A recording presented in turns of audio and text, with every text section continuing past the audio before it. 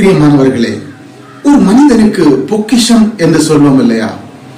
அந்த பொக்கிஷம் என்ன என்று பார்க்கிற பொழுது அவன் சேர்த்து வைக்காத சொத்து. யாரோ ஒருத்தர் சேர்த்து வைத்து அவருக்கு எதிர்பாராமல் கிடைக்கிற ஒரு சொத்து, கஷ்டப்படாமல் கிடைக்கிற ஒரு சொத்து. அது எப்படி கிடைக்கும் என்றால், எப்போ ஆண்டவருக்கு நாம் கீழ்ப்படுகிறோமோ, எப்போது ஆண்டவருடைய வார்த்தைக்கு நாம் கீழ்ப்படுகிறோமோ, அப்பொழுது அவனுடைய வாழ்க்கையில அவன் பொக்கிஷங்களை பெற்றுக் கொள்கிறான். ஏசாயா 33வது அதிகாரம் 6வது வசனத்தை நாம் வாசிக்கிற வேளையில, கர்த்தருக்கு பயப்படுதலே அதன் பொக்கிஷம் என்று எழுதப்பட்டிருக்கிறது. அன்பானவர்களே, இன்றைக்கு நாம் நம்முடைய அப்பா அம்மாவிற்கு பயப்படுகிறோம்.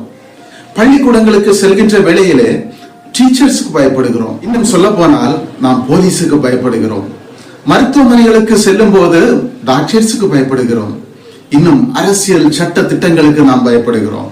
ஆண்டவர் சொல்லுகிறார், இவை எதற்குமே நீங்கள் பயப்படாதிருங்கள். எனக்கு மட்டும் நீங்கள் பயப்படும் போது உங்களுக்கு அநேக பொக்கிஷங்களை நான் வைத்திருக்கிறேன் என்று சொல்லுகிறார்.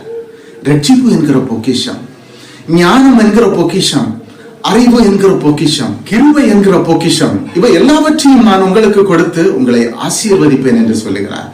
அன்பானவர்களே, இன்றைக்கு நீங்கள் ஆண்டவரோடு கூட ஜெபியுங்க.